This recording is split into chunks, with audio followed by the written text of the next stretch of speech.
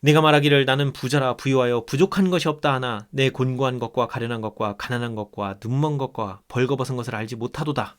우리가 죄 앞에 이런 상태에 있다는 것을 깨닫고 빨리 예수님 앞에 나오는 자, 그런 자들이 바로 거듭남을 경험한 자들이 요런 걸 알기 때문에 나오는 거예요. 그래서 거듭남은 정말 중요한 거예요. 신앙생활에서 거듭남이 시작이 안 되면 진짜 신앙생활은 시작도 못하고 있는 거예요. 내가 너를 권하노니 내게서 불로 연다는 금을 사서 부유하게 하고 흰옷을 사서 입어 벌거벗은 수치를 보이지 않게 하고 안약을 사서 눈에 발라 보게 하라. 불로 연단한 금은 곧 사랑으로 역사하는 믿음이다.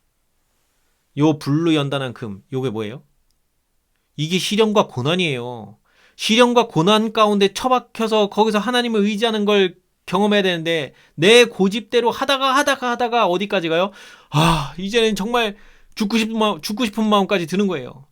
그 지점까지 갔을 때 복음이 오니까 드디어 그 사랑으로 역사하는 요 믿음이 그때서야 생기는 거예요. 그게 복음으로 들리고 이제까지 내가 진짜 미친 짓 했구나. 이게 드디어 깨달아지고 이 베드로처럼 놀라움과 충격을 받으면서 내가 이런 인간이구나. 드디어 깨닫는 거예요. 그러니까 그때부터 하나님의 사랑이 미친 듯이 폭포수처럼 내 마음에 밀려들어요. 감동이 오고. 그래서 불로 연단한 금, 이건 사랑으로 역사하는 믿음이다. 내가 죄인이라는 사실을 처절하게 깨달을 때야 하나님의 사랑이 보여지기 때문에 그래요. 오직 이것만이 우리를 하나님과 화목하게 할 수 있다. 우리는 활기차게 많은 일을 할 수 있으나 사랑, 곧 그리스도의 마음이 있었던 그 같은 사랑이 없으면 우리는 결코 하늘 가족의 일원이 될 수 없다. 여기 나오죠? 이거 뭐라고요? 고린도전서 13장 1절부터 3절 공통적으로 나오는 문장이 뭐예요? 사랑이 없으면 여기 뭐라고 돼 있어요? 사랑이 없으면 어떤 사랑? 그리스도의 마음에 있었던 그 같은 사랑이 없으면 뭐라고요? 결코 하늘 가족의 일원이 될 수 없다. 그러니까 고린도전서 13장 1, 2, 3절 하면 절대 구원이 없습니다. 둘째 사망으로 일어나요. 그래서 여기 보면 아무도 자기의 허물을 스스로 깨달을 수 없다. 그래서 회개가 선물인 거예요. 회개는 내 스스로 할 수 있는 게 아니에요. 그래서 회개를 보면 생애의 빛, 목차 그때도 말씀드렸지만 생애의 빛, 목차에 회개라는 챕터는 3장에 있어요. 그럼 그 3장을 가기 전에 1장 뭐가 나와요? 인류를 위한 하나님의 사랑. 2장 죄인에게 필요한 그리스도. 3장 회개. 그래서 하나님께서 회개로 이끌기 위해서 뭐 하신다고요? 먼저 하나님의 사랑을 보여주셔요. 그 생애의 빛 1장 천연계를 통해서 또는 말씀을 통해서.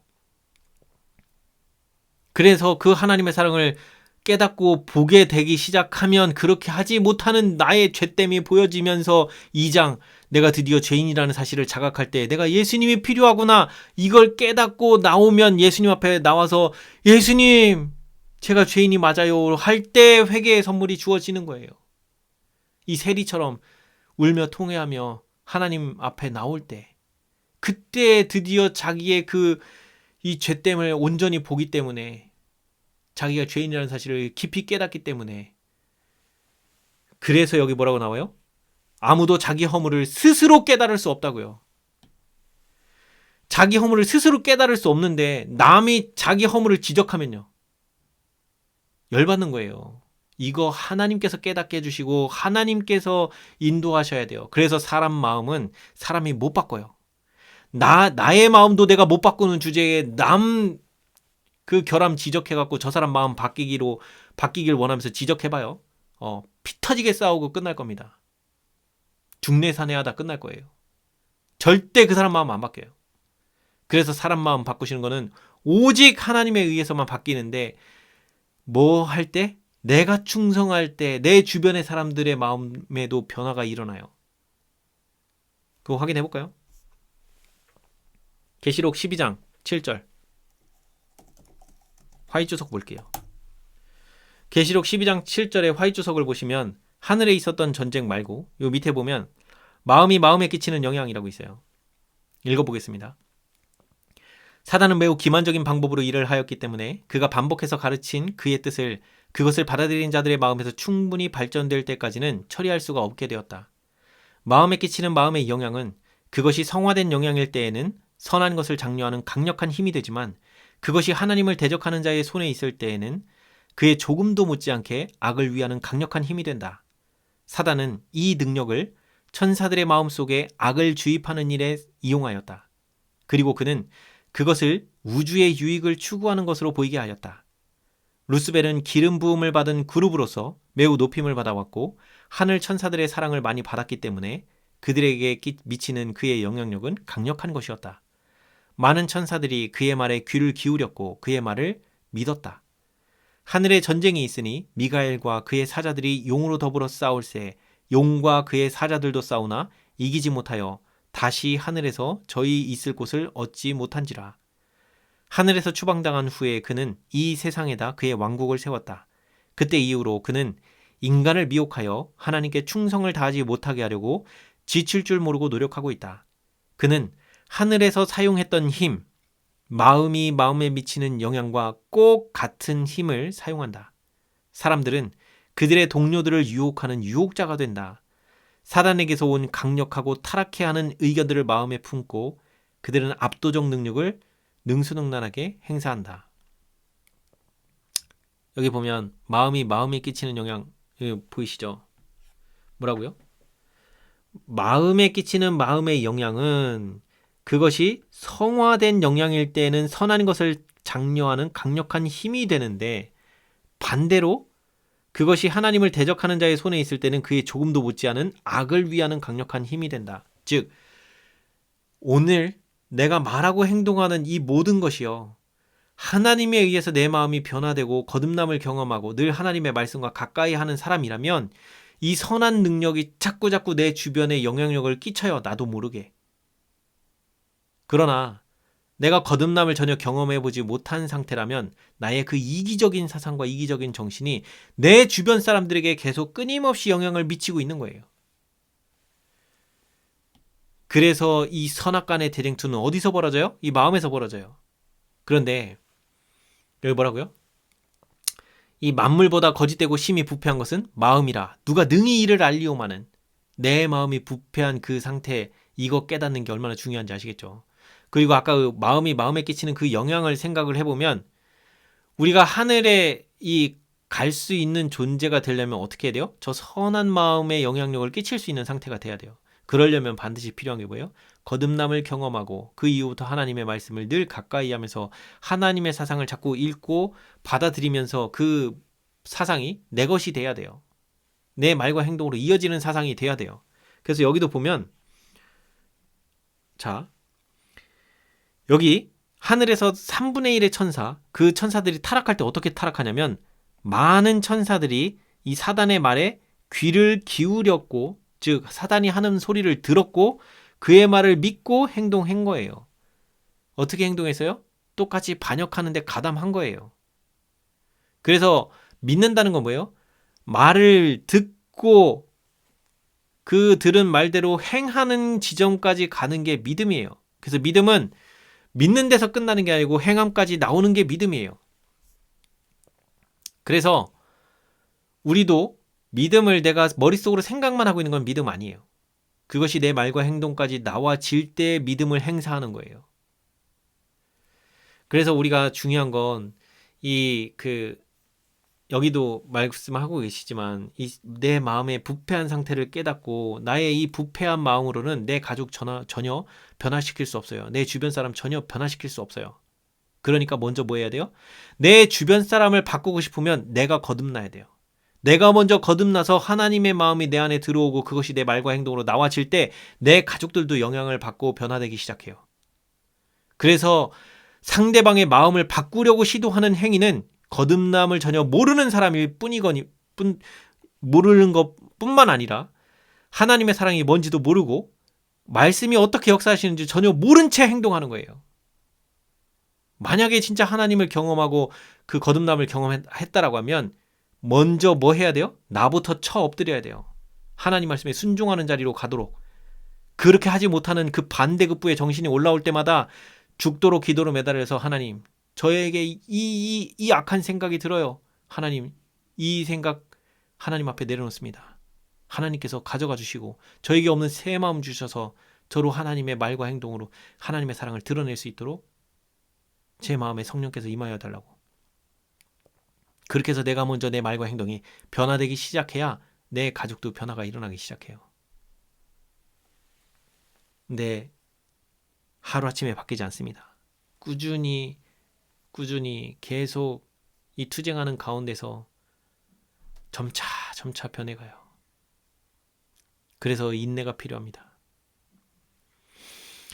그래서 마음에 없는 겸손을 입술로 나타낼 수 있다. 왜 그래요? 내 마음이 심히 부패한 것을 어떻게 한다? 누가 능히 이를 알리오. 그걸 깨닫는 사람이 그렇게 없다는 거예요. 그렇기 때문에 입술로는 그 마음에 없는 겸손을 입술로는 나타내지만 여기 뭐라고 돼 있어요? 하나님께 심령이 가난하다고 말하는 중에도 뭐 할 수 있다? 마음속에는 자기의 의를 자랑하고 겸양의 덕이 풍부하다는 자만심으로 가득 찰 수 있다. 이중적으로 행동할 수 있다는 거예요. 뭘 못 깨닫기 때문에? 내 마음이 심히 거짓되고 부패하다는 걸 깨닫지 못하기 때문에 이중적인 행동을 하는데 본인은 못 깨달아요. 근데 주변 사람들은 다 알아요. 저 사람 가짜 그리스도인이라는 거. 자신에 대한 진정한 상태를 알 수 있는 유일한 방법은 뭐 하다고요? 그리스도를 쳐다보는 거. 그리스도를 쳐다보는 게 뭐예요? 내 품성과 예수님의 품성을 비교 대조하는 거예요. 말씀을 통해서. 그럴 때야 비로소 나의 죄됨이 보여지기 때문에 그래요. 그러니까 그리스도를 쳐다보라는 거예요. 그래서 그리스도를 쳐다보라는 말은 나의 품성과 그리스도의 품성을 비교하는 거예요. 말씀을 통해서 계속. 이거 왜 자꾸 반복하고 강조해요? 그리스도를 쳐다보라는 이 말을요. 이게 얼마나 추상적인 말이냐면 사람들 보고 그리스도를 쳐다보라라고 하면은 이거 그리스도 쳐다보는 게 어떻게 하는 거예요? 그럼 말씀 본다는 건 알아요. 그럼 말씀 보면 뭐가 달라져요? 한 번 더 묻죠. 그럼 막혀요. 말문이. 자기가 그걸 어떻게 경험하는지 모르기 때문에. 우리 신앙이요. 되게 추상적인 신앙하는 사람들 되게 많아요. 삶으로 실천하는 게 뭔지 모른 채로 그냥 내가 그걸 이해하고 깨달은 채로 그런 거지 하고서 대충은 알고 있어요. 근데 문제는 삶으로 경험적으로 그걸 실천하지를 못해요. 어떻게 하는지 모르기 때문에. 머리로 안다고 생각하는데 막상 실천하려고 하면 백지가 돼버려요. 백지. 왜? 추상적인 신앙을 하기 때문에 그런 거예요. 사람들이 자기의 의를 그처럼 높이는 까닭은 그리스도를 알지 못하기 때문이다. 예수님의 품성을 제대로 말씀으로 깨닫지 못하고 나의 품성과 대조해보지 않았기 때문에 알지 못한다는 말이에요. 그래서 우리가 그분의 순결하심과 탁월하심을 깊이 생각할 때에 우리 자신의 연약함과 가난함과 결점들을 있는 그대로 보게 될 것이다. 여기 나오죠. 이렇게 대조해서 보라는 얘기예요. 그래서 하나님의 사랑을 깊이 보면 보고 그 예수님의 순결하심과 탁월하심을 깊이 생각할 때 그렇게 못하는 내 자신이 보여진다는 거예요. 그러면서 우리가 하나님의 품성을 더 받아야 되는 내가 죄인이라는 사실을 더 깊이 자각하게 돼 있어요. 그래서 거듭남을 경험하고 나서 성화의 단계에 깊이 들어간 사람들에게서 나오는 특징이 뭐냐면 그 사람들 입에서는 나는 죽을 죄인이로소이다. 하나님 보시기에 나는 그저 죽을 수밖에 없는 죄인이라는 사실을 더 깊이 고백하고 자기의 죄됨을 더 깊이 바라보면서 그 반대로 이런 죄를 용서하신 하나님의 사랑이 그만큼 더 크게 자기에게 다가오기 때문에 그런 고백을 할 수 있어요. 그 사람들이 이 성화의 단계의 끝 단계에 있는 사람들이 자기 의롭다는 생각 1도 없어요. 1도. 자기가 죄인이라는 생각이 또 오히려 더 그 마음 가운데 더 깊이 인식돼 있고 그런 자기를 용서하신 하나님의 사랑이 너무도 감사하고 크다는 것을 더 깊이 인식하는 사람들. 그 사람들이 성화의 끝자락에 가 있는 사람들이에요. 그래서 우리는 우리 자신이 다른 모든 죄인과 마찬가지로 스스로 의롭다는 두루마기를 입고 있으며 아무 소망도 없이 잃어버린 바 된 자들임을 보게 될 것이다. 이거 얼마나 깊이 깨닫느냐는 거예요. 이거 빨리 깨닫고 나오는 게 정말 중요한 거예요. 그래서 거듭남이 중요한 거예요. 우리가 만일 구원을 얻게 된다면 그것은 우리 자신의 선행으로 되는 것이 아니라 오직 하나님의 무한하신 은혜로 말미암아 되는 것임을 알게 될 것이다. 그래서 우리가 거듭남을 경험하고 나면 마음속에서 벌어지는 하나님의 능력을 경험하고 나면 나의 능력을 초과해서 하나님의 능력이 주어지기 때문에 내가 할 수 없는 그 영역을 하나님의 능력을 힘입어서 하게 되었을 때 이런 경험한 모든 사람들이 공통적으로 하는 말은 뭐냐면 내가 한 게 아니고 내 안에서 하나님이 하신 거예요 라는 고백을 절로 하게 돼요. 이게 누구의 고백과 똑같냐면 10처녀 비유 중에 슬기로운 처녀 5이 고백했던 그 내용이 그거예요. 그들은 예수님이 오게 있을 때 너희들이 나를 도와줬고 나의 그 어려울 때 입혀주고 먹여주고 너희들이 그렇게 했어 라고 하는데 그 슬기로운 처녀들은 뭐라고 얘기해요? 주여 제가 언제 그렇게 했습니까? 그들이 왜 그 말을 해요? 내 마음 가운데서 역사하시는 하나님의 능력을 경험해본 그 사람들은 나의 능력밖에 내 능력을 초월한 그 능력이 들어와서 내가 할 수 없는 그 영역의 일을 해주셨기 때문에 그거 내가 한 일이 아니라는 걸 알아요. 그렇기 때문에 그들 입은 자기들이 했다라는 고백을 절대 할 수가 없어요. 오히려 그들이 하는 고백이 뭐예요? 나는 무익한 종이로소이다 라고 하면서 어디에요? 저 구석에 그쪽 가서 시립하는 것만으로도 감사하다고, 그런 기회를 줄 수 있는 것만으로도 하나님께 감사하다고 그런 고백을 할 사람들이에요. 근데 미련한 처녀들은 뭐라 그래요? 우리가 하나님 도와주고 뭐 옷도 먹을 것도 드리고 옷도 입혀드리고 얼마나 했습니까? 누가 한 거예요? 자기가 했기 때문에 그래요. 하나님의 능력 없이 자기 자아로 했기 때문에 그런 자랑하는 거예요. 그래서 이 마지막 때 열처녀 비유 누구한테 준 거예요? 이 재림을 기다리는 이 모든 사람들에게 준 기별이에요. 뭐 하라고요? 빨리 마음의 변화, 거듭남을 경험하고 하나님의 능력을 삶 가운데서 경험하고 체험하면서 내 능력을 초월한 그 영역의 일을 하나님의 능력을 힘입어서 경험하는 그 경험 해보라는 거예요. 그래서 슬기로운 처녀들은 뭐가 필요 없어요? 등불 여유 기름을 준비했기 때문에 등이 안 꺼져요. 그 여유 기름이 뭐예요? 그 하나님의 능력을 경험해봤기 때문에 시련과 고난이 와도 견딜 수가 있어요. 하나님께서 나에게 그 견딜 능력을 주실 걸 믿고 또 하나님이 나를 구원하신다는 그 확신을 가지고 있기 때문에. 왜? 경험 가운데서 늘 경험했잖아요. 하나님의 도와주심을 경험했으니까. 내 능력 밖의 일이 주어질 때 잽싸게 하나님께 가서 도와달라고. 그리고 모든 죄 문제도 하나님 앞에 가지고 나가서 하나님 앞에 자복하고 엎드릴 때 하나님께서 나를 도와주시는 분이라는 걸 수도 없이 계속 경험해 오기 때문에 그것이 두렵지 않은 거예요. 그래서 세리의 기도가 응답받은 것은 그 기도가 전능하신 자를 붙잡으려는 의뢰심을 보여준 까닭이다. 여기 뭐라고 나와 있어요? 이게 다예요. 하나님이 원하시는 거 이거 하나라고요. 하나님 붙잡으라고.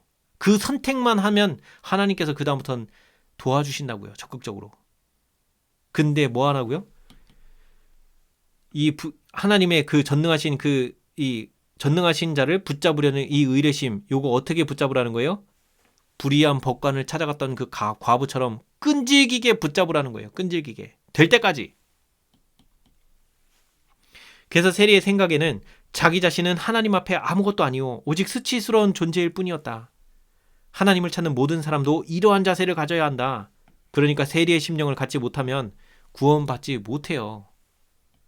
우리가 세리의 심령이 무언지 경험으로 알아야 돼요. 그래서 자아가 부서지는 그 거듭남의 첫 경험을 하셔야 돼요. 그래서 여기도 보면 믿음, 곧 자신을 의지하는 마음을 버리는 믿음으로 주님께 간구하는 궁핍한 자들은 무한하신 능력을 붙잡아야 한다. 이거 뭐라고요? 자신을 의지하는 마음. 요거 버리라는 거예요. 요거 버리는 게 투쟁이라고요. 그냥 안 버려진다고요. 그래서 여기 보면 이거 어째 오늘도 다 못하겠네. 여기 보면 이거 진짜 중요한 말씀 나옵니다. 어떠한 외형적 의식도 단순한 믿음과 자아를 완전히 포기하는 일을 대신할 수 없다. 그러나 아무도 자기 스스로 자기의 마음을 비울 수 없다. 이거 보이죠? 그러니까 포기하는 것도 내가 포기하면 내 마음이 비워지냐? 안 된다는 거예요. 그러니까 뭐 하는 거래요? 요 밑에 우리는 그리스도께서 그 일을 해주시도록 그분께 우리 마음을 허락할 뿐이다. 뭐 하라고요? 내 마음 비워주시는 이 일을 하시도록 허락해 드리는 거 이거밖에 할 게 없다고요. 우리가. 그래서 나의 자아 포기를 할 때 뭐 하라는 거예요? 기도로 하나님께 전적으로 나와서 내 뜻대로 이렇게 안 하고 하나님 뜻대로 하길 원합니다. 저에게 이런 생각 안 갖게, 이런 마음 안 갖게, 이 악한 생각 없애주세요. 그래서 구하는 거예요. 그렇게 구하는 자들 뭐 한다고요? 그렇게 해주신다고요. 그 악한 생각 비워주신다고요. 우리는 그렇게 허락하도록 기도하는 것 뿐인 거예요. 그래서 여기 나오는 기도문이 이거 보세요. 그렇게 할 때 우리의 심령에 다음과 같은 말이 나오게 된다. 이 기도문 정말 좋습니다. 이거. 여기에 원리가 다 들어가 있어요. 주여, 저는 제 마음을 당신께 드릴 수 없사오니 당신이 제 마음을 취하소서. 제 마음은 당신의 소유물이옵니다. 저는 당신을 위하여 그것을 보존할 수 없사오니 당신이 그것을 깨끗이 보존하옵소서. 비록 제가 연약하고 제 자신이 그리스도와 같지 않을지라도 저를 구원하여 주옵소서. 저를 재창조하사 당신의 사랑이 저의 심령 속을 통하여 흐를 수 있는 순결하고 거룩한 분위기 속으로 저를 이끌어 올리소서. 이게 진짜 이 믿음으로 말미암는 의의 기도, 이게 여기 안에 다 들어가 있어요. 이게 지금 구원의 원리가 여기 다 들어가 있는 거예요. 그래서 이와 같이 자아를 포기하는 일은 천국을 향해 걸어가는 발걸음마다 거듭되어야 한다. 매 발걸음마다, 매 순간마다 이 뭐하는 게 필요하다고요? 자아를 포기하는 일. 내 이기적인 말과 행동대로 하고자 하는 그 충동, 그거 다 내려놓고 포기하라는 거예요. 그래서 우리의 모든 선행은, 자 여기 보세요. 이거 진짜 핵심입니다. 우리의 모든 선행은 우리 자신 밖에서 오는 능력에 달려있다. 보이죠? 그래서 우리는 우리 밖에, 즉 내 안에, 내 속에는 악밖에 없기 때문에 이 선한 모든 말과 행동을 하기 위해서는 이 선하신 분, 즉 하나님, 즉 하나님의 그 의를 예수님이 받아서 이렇게 주시는 거예요. 예수님이 이루신 십자가, 이 성육신 하셔서 이 땅에 오셔서 죄와의 그 이 대면과 이 죄인들 속에서 사시면서 죄의 유혹에 단 한 번도 굴하시지 않고 오히려 죄인들을 불쌍히 여기고 동정하시고 사랑하시면서 그 이타심이 뭔지를 끝까지 다 보여주시면서 끝끝내 십자가에 달리시기까지 우리 죄를 끝까지 짊어지시면서 우리에게 구원의 길을 여신 그 예수님이 보여주신 하나님의 사랑, 그 사랑이 우리 마음에 들어올 때 그것이 어디서 온다고요?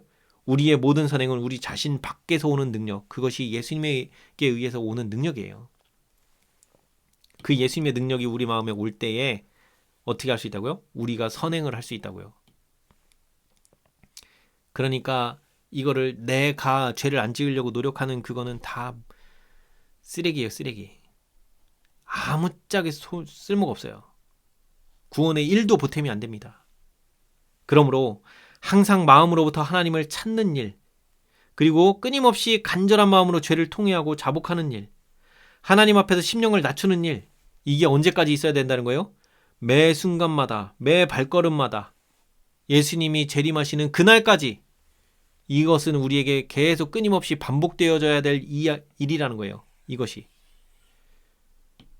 그래서 끊임없이 자신을 부인하는 동시에 끊임없이 그리스도를 의지할 때에만 우리는 안전하게 걸어갈 수 있다.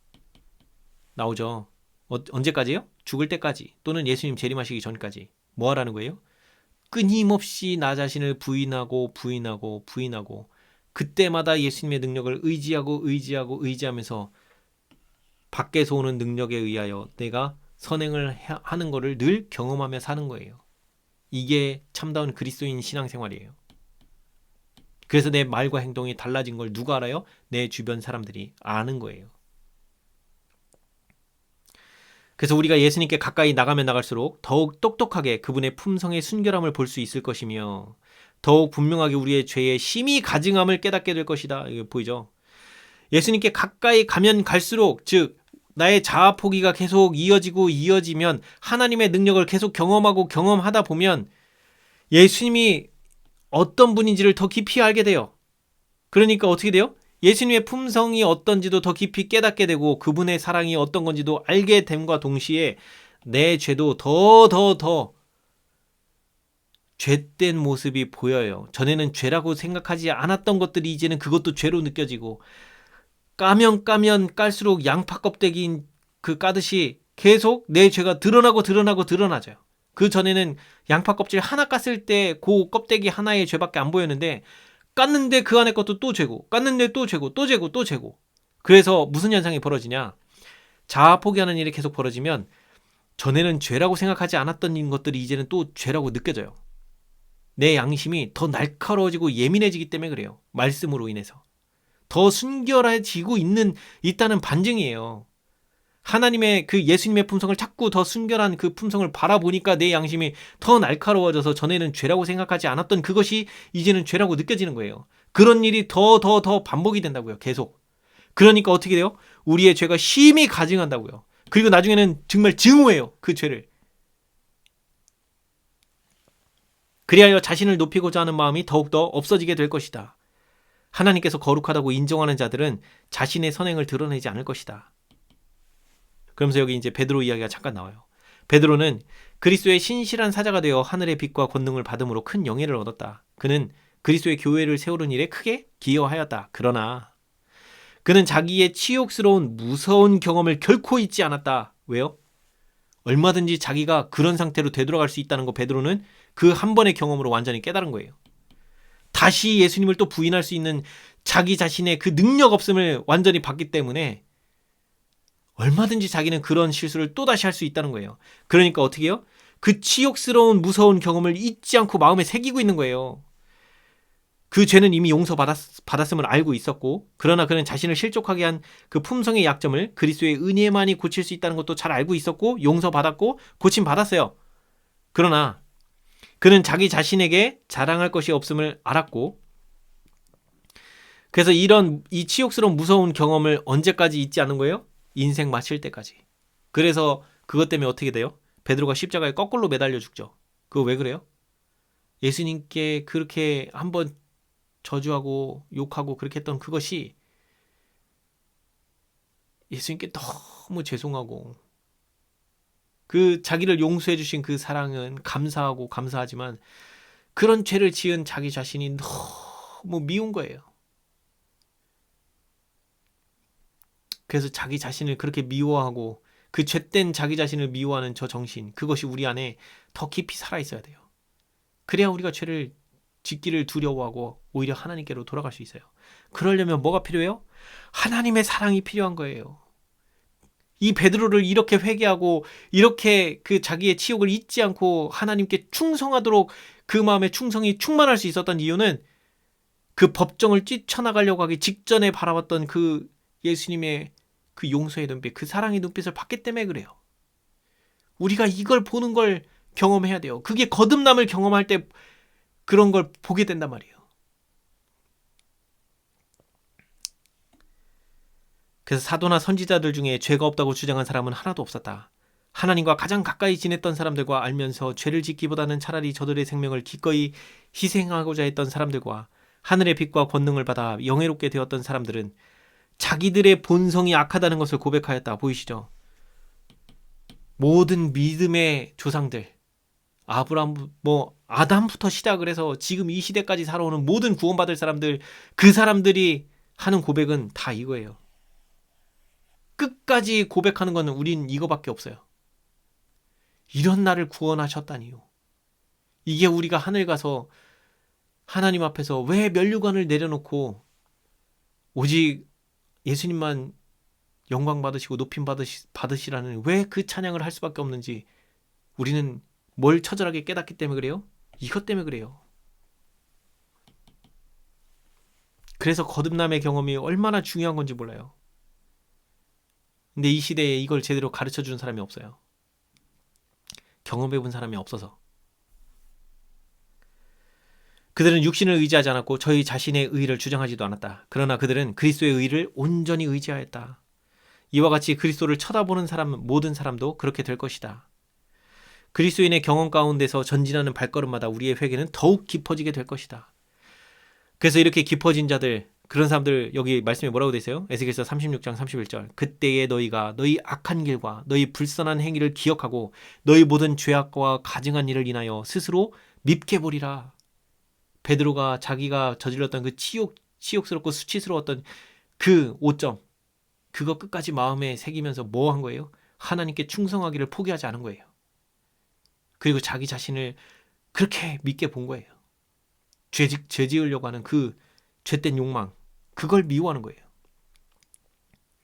주님께 용서함을 받은 사람들, 곧 주께서 당신의 백성으로 인정하신 자들에게 하신 말씀이다. 그분은 다시 이렇게 말씀하신다. 내가 내게 내 언약을 세워서 너로 나를 여호와인 줄 알게 하리니 이는 내가 내 모든 행한 일을 용서한 후에 너로 기억하고 놀라고 부끄러워서 다시는 입을 열지 못하게 하려 함이니라. 나 주 여호와의 말이니라. 이거 뭐라고요? 나의 모든 행한 그 악을 용서한 후에 그 다음에 어떻게 한다고요? 나로 뭘 기억한다고요? 나의 그 죄 지은 거 그거 기억한 다음에 뭐 하라고요? 놀라고 부끄러워서 베드로처럼 충격과 놀라움과 충격으로 부끄러워서 다시는 입을 열지 못하게 하려고, 자부심 갖지 못하게 하려고, 나의 자아대로 하고자 하는 그 욕망, 그거 사용 못하게 하시려고. 그때의 우리의 입술은 자신을 자랑하지 않을 것이다. 우리는 오직 그리스도 안에만 만족이 있다는 것을 알게 될 것이다. 우리는 내 속, 곧 내 육신에 선한 것이 거하지 아니하는 줄을 아노니, 그러나 내게는 우리 주 예수 그리스도의 십자가 외에 결코 자랑할 것이 없으니 그리스도로 말미암아 세상이 나를 대하여 십자가에 못 박히고 내가 또한 세상을 대하여 그러하리라. 사도의 고백을 우리 자신의 고백으로 삼을 것이다. 두렵고 떨림으로 너희 구원을 이루라. 너희 안에서 행하시는 이는 하나님이시니 자기의 기쁘신 뜻을 위하여 너희로 소원을 두고 행하게 하신다. 여기 보면 두렵고 떨림으로 너희 구원을 이루라라고 돼 있어요. 왜 두렵고 떨림으로 이 구원을 이루라고 하세요? 여기 보면 여기 때문에 그래요. 하나님께서 우리에게 약속하신 바를 이루어주지 못하시지는 않을까 하는 의구심이나 그분의 자비하심이 부족하지는 않을까 하는 염려 때문에 두려워하지 말라고 명하신다. 요거 두려워할 게 아니고 뭐 두려워하라는 거예요? 그대의 뜻이 그리스도의 뜻에 복종되지 못하지는 않을까 염려하고, 그 다음에 또 뭐 하래요? 그대의 선천적 후천적 성벽이 그대의 생애를 다시 지배하지는 않을까 두려워하라고요. 내가 거듭났어도 내가 거듭 한번 나면 그냥 구원받는 거예요? 아니에요. 계속적인 투쟁이라고요. 우리가 보면 성경에서 이스라엘의 왕, 초대 왕, 사울 왕 기억하시죠? 사울 왕이 성령에 의해서 새 마음 받았던 사람이에요.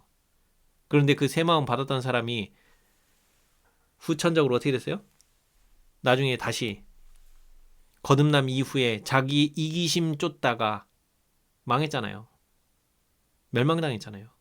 그럼 거듭났다고 무조건 다 하늘 갈 수 있는 거예요?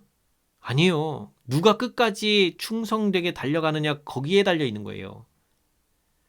그래서 그 끝까지 충성되게 하나님의 그 사랑을 계속 바라보면서 예수님의 그 뜻대로, 예수님이 보여주신 그 사랑대로 말하고 행동하기를 끝까지 바라면서 그리스도의 뜻에 복종하는 일, 그게 우리가 끝까지 달려갈 길이에요. 그리고 언제든지 내 안에 있는 그 죄된 악의 씨앗이 다시 악의 충동을 받아서 내 생애를 잡아먹고 지배하려고 할 때, 그때 죽을 힘을 다해서 다시 하나님께 매달리고 그 투쟁하는 일이 계속 우리 안에 있어야 돼요. 왜? 우리 안에 악의 씨앗이 남아있기 때문에 그래요. 언제까지요? 늦은 비인침 받을 때까지. 늦은 비인침 받을 때까지 투쟁은 계속됩니다. 그때까지 악의 씨앗 안 없어져요. 늦은 비인침을 받을 때야 비로소 품성이 고정된다는 얘기는 더 이상 내 그 죄된 욕망대로 하고자 하는 마음, 그거 말고 하나님 편에 하나님을 늘 의지하는 마음으로 완전히 고정됐다는 얘기예요. 그러니까 늦은 비인침이 주어지는 거예요. 그러니까 그때는 내 속에 있는 악의 충동대로 하려고 하는 마음이 1%라도 있을까요? 하나도 없는 거예요. 그래서 품성이 고정된 거예요. 그때까지는 우리는 투쟁이에요. 그래서 너희 안에서 행하시는 이는 하나님이시니 자기의 기쁘신 뜻을 위하여 너희로 소원을 두고 행하게 하신다. 자아가 그대의 영혼과 크신 일꾼이 되시는 주님 사이를 가로막아 장애가 되지는 않을까 두려워하라. 여기 나오죠, 계속. 왜요? 우리의 삶이 아직 남아있기 때문에, 그리고 이 세상의 죄가 아직 끝나지 않았기 때문에, 그래서 우리의 투쟁이 남아있는 거예요. 그대의 고집이 하나님께서 그들을 통하여 이루시고자 하는 고상한 목적을 좌절시키지는 않을까 두려워하라. 내 고집이 자신의 힘을 의지할까 두려워하고, 그대의 손이 그리스도의 손을 놓고 그분 없이 인생길을 걸어가려고 하지 않을까 두려워하라. 이거 거듭난 사람에게도 똑같이 적용되는 말씀이에요.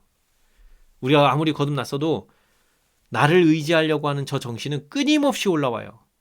끊임없이 투쟁하고 끊임없이 포기하고 끊임없이 하나님 말씀 가까이 하셔야 돼요. 그래야 이러한 욕망들, 나를 믿음에서 떨어지게 할 저런 요소들을 분별하고 하나님 앞에 나가서 하나님의 능력을 구하고, 그러면서 하나님과 계속적인 동행을 해나갈 수 있어요. 우리는 교만과 자부심을 주장하는 것은 무엇이든지 피해야 한다. 아첨은 사탄이 하는 일이다. 그는 참소하고 비난하고 아첨한다. 사람을 칭찬하는 자들은 사탄에게 이용당하는 그의 조수들이다. 칭찬은 잘 활용하셔야 돼요. 아무에게나 칭찬하면 안 돼요. 그래서 여기 보면 뭐라고 나오냐면 그리스도를 위하여 일하는 교역자들은 모든 칭찬의 말을 물리치도록 하라. 그들로 자신을 숨기고 오직 그리스도만을 높이게 하라. 그래서 여기서 말하는 이 칭찬 어디에다 적용하면 돼요? 요 교역자들. 왜 그러냐? 이 가르치는 자들을 자꾸 칭찬을 하면 그거 자꾸 귀에 쏙쏙 들어가죠. 그러면 자기가 잘하는 줄 알아요. 그리고 남의 걸 무시하기 시작해요. 그리고 교만이 자라나요. 그러면 나중에는 진리에서 자꾸 눈이 어두워지고 가려져서 나중에 죄 짓는데 자기가 죄인이라는 걸 깨닫지 못한 채로 멸망의 길로 가기 때문에 그래요.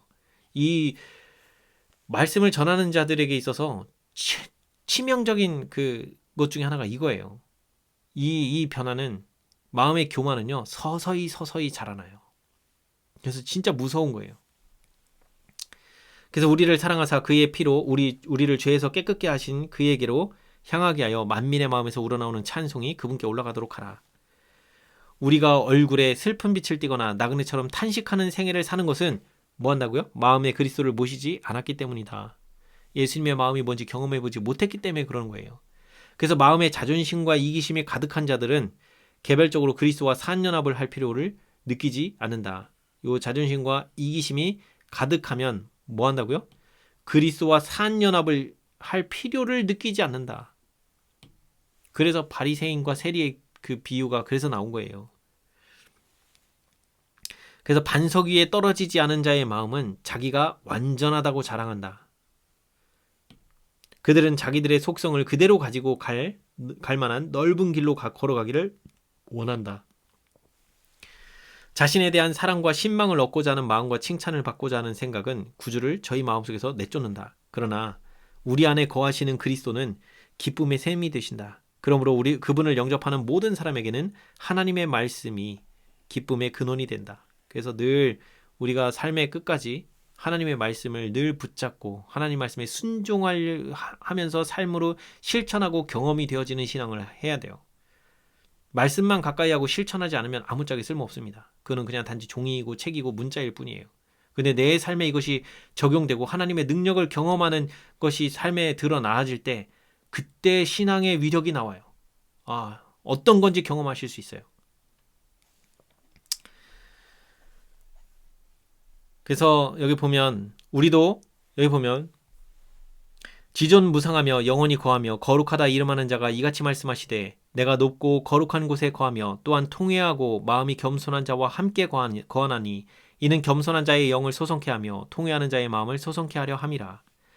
여기 보면 모세가 하나님의 영광을 본 것은 바위 틈에 숨겨져 있을 때였다.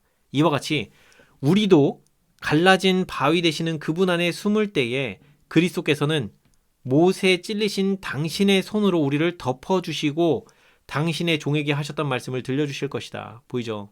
그래서 덮어주신다라는 말은 결국엔 뭐예요?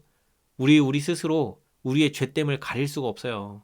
그래서 아담과 하와가 범죄하고 난 이후에 무화과 나무 잎으로 가린 그거 가려도 나의 죄된 마음, 그거 이기적인 정신, 이제 사상이 뿌리 박힌 순간부터 그 이기심은 내 말과 행동으로 나와요. 아무리 무화과 나무 잎으로 가리면 뭐 할 거야? 내 말과 행동으로 그 이기적인 정신 다 드러나는 걸.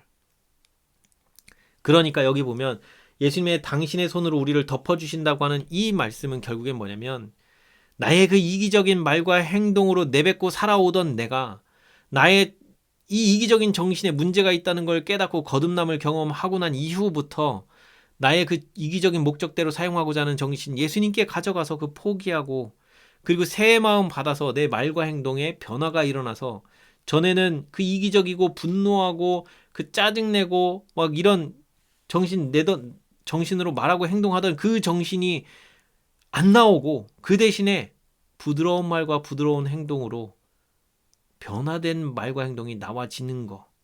그것이 당신의 손으로 우리를 덮어주셔서 일어나는 현상이에요. 그래서 덮어지고 가리움 받고 피해하고 이런 표현들은 다 뭐냐면 원래 내 그릇은 그 죄된 욕망대로 하면서 내 신경질과 짜증질과 온 그 죄를 범하는 모든 정신, 살인하고 간음하고 악한 이런 거로 가득 찼던 그런 사상에서 나오는 말과 행동들만 나왔었어요. 그런데 어느 순간 내가 하나님을 의지함으로 인해서 하나님의 능력이 들어와져서 나에게 새 마음이 들어옴으로 인해서 이전에 나오던 그 짜증, 분노, 악한 정신, 그 악한 생각들로 인해서 나오던 그런 말과 행동이 어느 순간부터 점점 안 나와지기 시작하고 이제 하나씩 없어지기 시작하고 새로운 그 부드러운 말과 행동이 나와지기 시작하면서 이것이 점차 익숙해져 가고 이제 그 사상, 그런 말과 행동만 나와지는 그 지점까지 가는 거예요. 그것이 우리가 신앙생활을 가고자 하는 그 궁극적인 목적지가 거기에요.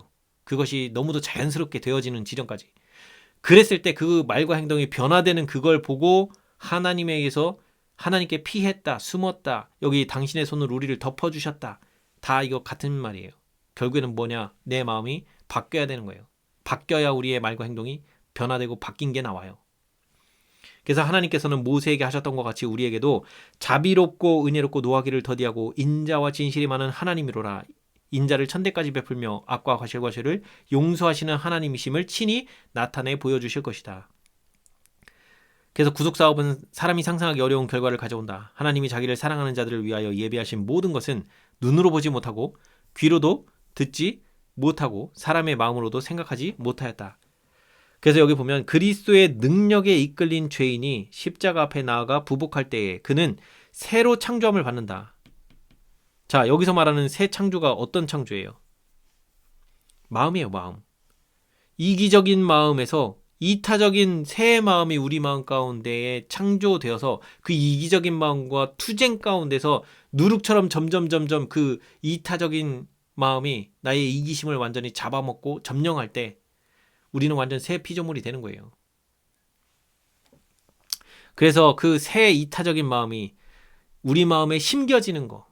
그래서 그는 새 마음을 받아 그리스도 예수 안에서 새로 지음을 받게 된다. 그리고 더 요구될 것이 없는 거룩함을 입게 된다.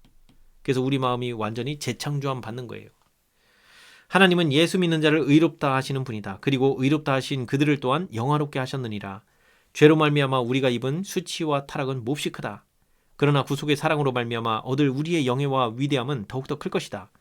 여기 보면 하나님의 형상을 닮으려고 애쓰는 모든 사람에게 탁월한 능력 곧 하늘의 보화가 주어져서 그들로 타락한 일이 전혀 없는 천사들보다 더 높은 자리에 오를 수 있게 할 것이다. 이것이 우리에게 주어질 보상이죠. 근데 여기 뭐가 나와요? 애쓰는 보이세요? 우리 편에서 노력이 필요하다는 얘기예요. 그래서 하나님은 우리의 노력 없이 하나님 혼자서 우리를 다 바꿔주시고 도와주신 분이 아니에요. 우리 편에서의 노력과 하나님의 신성의 능력이 함께 함으로 인해서 이 모든 일이 이루어지는 거예요. 자, 이스라엘의 구속자, 이스라엘의 거룩한 자이신 여호와께서 사람에게 멸시를 당하는 자, 백성에게 미움을 받는 자에게 이같이 이르시되 너를 보고 열왕이 일어서며 방백들이 경배하리니 이는 너를 택한 바 신실한 나 여호와 이스라엘의 거룩한 자를 인함이니라.